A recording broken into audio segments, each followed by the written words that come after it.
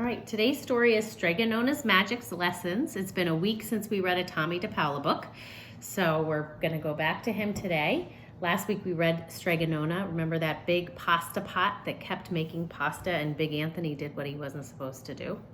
I think you're going to like this story too. And if you see in this picture, look who's peeking around the house. I think Big Anthony may not have learned his lesson in the first one. Bombolona, the baker's daughter, was angry every day. Summer, fall, winter, and spring.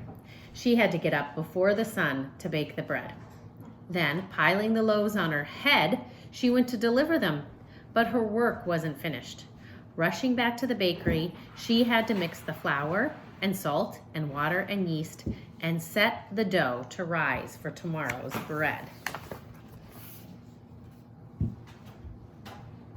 I've been reading a lot how people are making bread at home during this coronavirus time, whether it's banana bread because their bananas go bad or just bread to eat.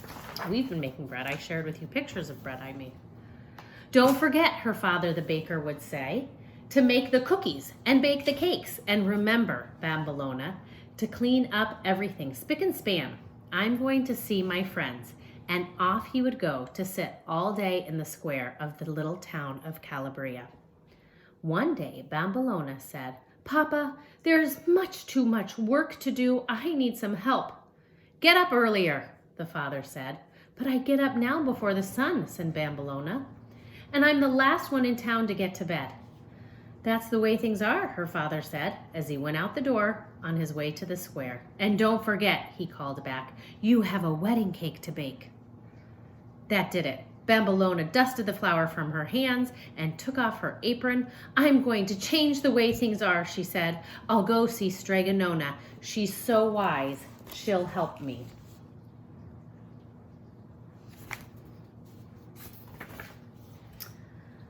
"I think I know how to help you," Strega Nona said after hearing Bombolona's sad tale. "So many people come to me with their troubles. I could certainly use some help. Why not stay with me and I'll teach you my magic?" "Oh, Strega Nona," said Bombolona, "thank you. We'll start today." There she is. Look at her braids, how they go straight out the back of her head. So silly. Now, Big Anthony, who worked around the house and in the garden for Strega Nona, was listening. He was always listening to what other people were talking about instead of working. "Strega Nona," he shouted, running into the house. Me too, teach me your magic too."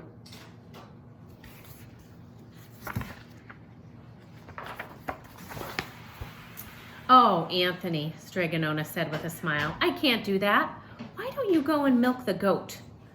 Now Big Anthony was the one who was angry. "I'll show Strega Nona," he muttered. "I'll just go and work for the baker now that Bombolona has left." Down the hill, Big Anthony ran. The baker hired him on the spot. "The first thing you do is mix the dough," the baker told Big Anthony. "Put in this much flour, this much salt, this much water, and this much yeast." He looked hard at Big Anthony's smiling face. "Do you understand? The yeast makes the dough rise. Now mix it right away, and by the time I get back at 6 o'clock, the dough will be ready to make into loaves." "Si, signore." "Yes, sir," Big Anthony said. The baker walked out the door and toward the square.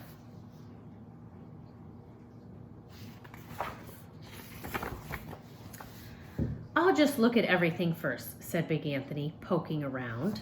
Cookies, he ate one and then the other. Cakes, he ate one and then another. Big Anthony ate them all. In fact, he was still eating when the clock struck 4. Remember what he was supposed to do? He didn't do it, and it was going to take time. "Mamma mia," said Big Anthony. "I forgot to mix the dough. It won't rise in time." "Ah, I know. The yeast makes the dough rise. I'll put in a lot more of that, and the dough will rise faster." "I'll still have time for a nap," he said. When he got through, he sat down and promptly fell asleep. Now, I don't know if you know about yeast and what it does to dough. You have to be very careful when you measure yeast for baking bread. It has to be the exact measurements to get the dough to rise the exact amount.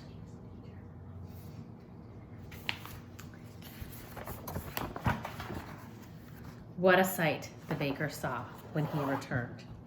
Out! Shouted the baker. Can you picture what it's going to be like? Do you remember the pasta when it filled everything up? There's the baker's shop. The chair, the stool, the table, the bowls, everything is covered with yeast, or bread. That's the bread dough, like the soft, swishy dough. What's the matter, Big Anthony? Asked Signora Rosa. The baker threw me out. Now I have no job, he answered. And it's Strega Nona's fault. I never would have left her house if she had let me learn to be a Strega. Silly goose, said Signora Rosa. Who ever heard of a man being a Strega? That reminds me of my mom. My mom used to love to call people a silly goose. All of a sudden, Big Anthony's eyes lit up, and off he ran. Here he is pouting, and Signora Rosina, she's cleaning her clothes right in the fountain of this plaza, and here he is running off. He has an idea. I can't imagine what his idea is now. To cure a headache, you must first fill the bowl with water, Strega Nona was telling Bambolona. Next, you add a few drops of olive oil. Then you say these magic words. Strega Nona went to the door. Oh, Strega Nona, said a tall girl standing there. All my life, I've wanted to learn your magic. Will you teach me, please? Santo cielo, dear me, said Strega Nona. What is your name, my girl? Antonia. I'm going to show you her picture. There she is. Antonia, said the girl. Why do you want to learn my magic, Antonia? Strega Nona asked. Oh, so that I can help people, said Antonia. Ever since I was a little girl, I've always wanted to become a Strega. Ah, in that case, said Strega Nona, come right in. This is Bambolona. She is learning my magic too.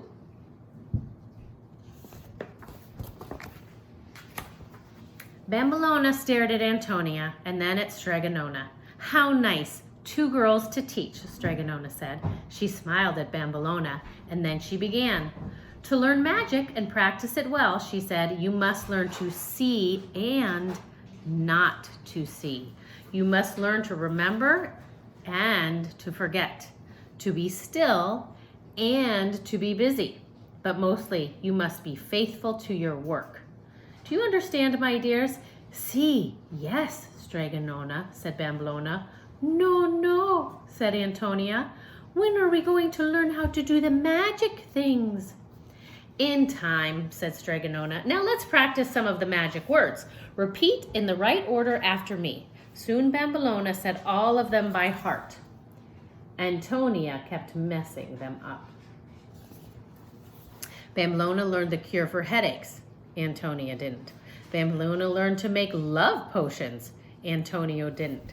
Bambolona learned how to get rid of warts. Antonio didn't. Antonia. And you can see here, what was the first one? Cure for headaches. She feels better. He does not. Cure for love. They are in love. They are not. And the cure for warts. He doesn't have any warts. She's smiling. And he looks like he even has more warts on his nose. Bambolona, said Strega Nona, I think you are ready to learn more powerful magic. This is a special book. It is very ancient and contains many secrets. Tomorrow we will begin with it. Oh, grazie, Strega Nona, said Bambolona. Me too, Strega Nona, asked Antonia. Not yet, Antonia, said Strega Nona. You have other things to learn. Look at the next picture. Can you make a prediction about what's going to happen? That night, while everyone slept, Antonia crept into Strega Nona's house. Bambolona thinks she is so smart, said Antonia. I'll just read that book tonight, and tomorrow I'll surprise her and Strega Nona. The next morning, Antonia was looking very tired. Antonia, said Strega Nona, watch and listen. Come, Bambolona, we will start. Wait, shouted Antonia. I have a surprise. I know some real magic. Watch me turn that iron kettle into a golden one. Are you sure, Antonia? Said Strega Nona, frowning. Yes, oh yes, said Antonia, beginning to mutter some strange-sounding words. But she stopped. Wait, I remember now, she began again. Be careful, Antonia, warned Babylona. Magic can't be fooled with. I've got it now, Antonia said. She muttered more words. Suddenly there was a bright flash, some smelly smoke, and the iron kettle was still there.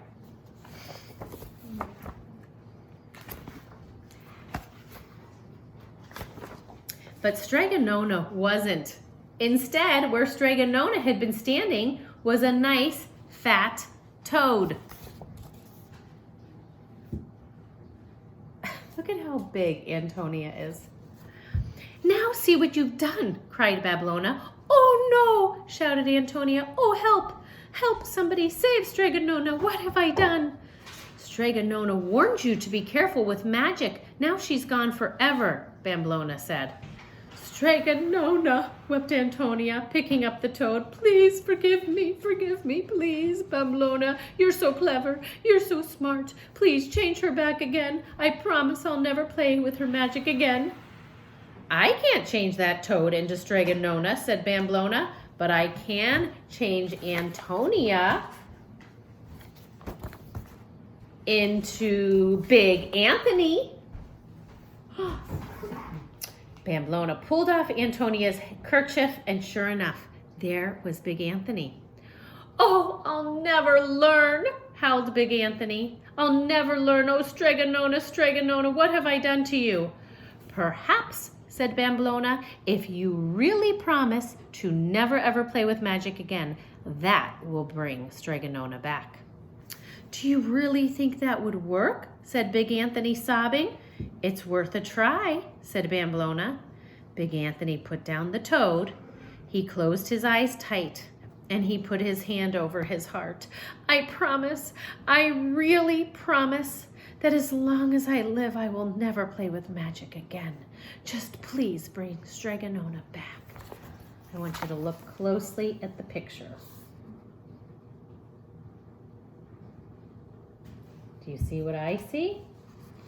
There's Babylona, Big Anthony, the toad, and do you recognize that?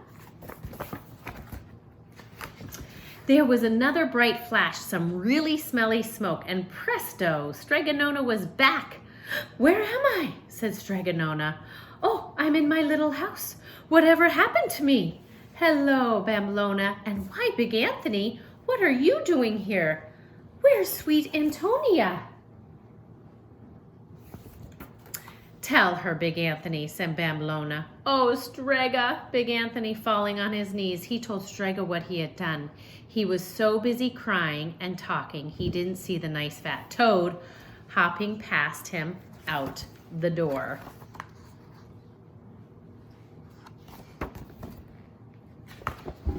And so Strega Nona, please, he said, if you take me back, I promise to be good.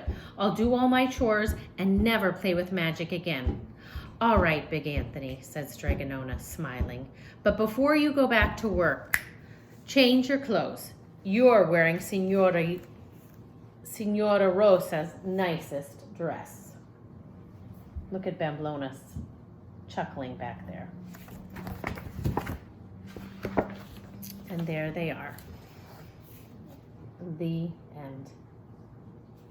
So I'm in my kitchen tonight, and I had some audience members today. Nicholas was working on his Edmentum. What are you working on there, Leah? Edmentum. There's Nicholas. Say hi, Nicholas. Hi. And there's Leah. Say hi. Hi. I finished. Yep. Oh, there he is. He finished. You finished your work for the whole week? Well, just language arts. Just his language arts. So anyway, I'll look forward to checking in with you. I hope you enjoyed that read aloud. It was kind of long. Have a good night. I'll see you tomorrow.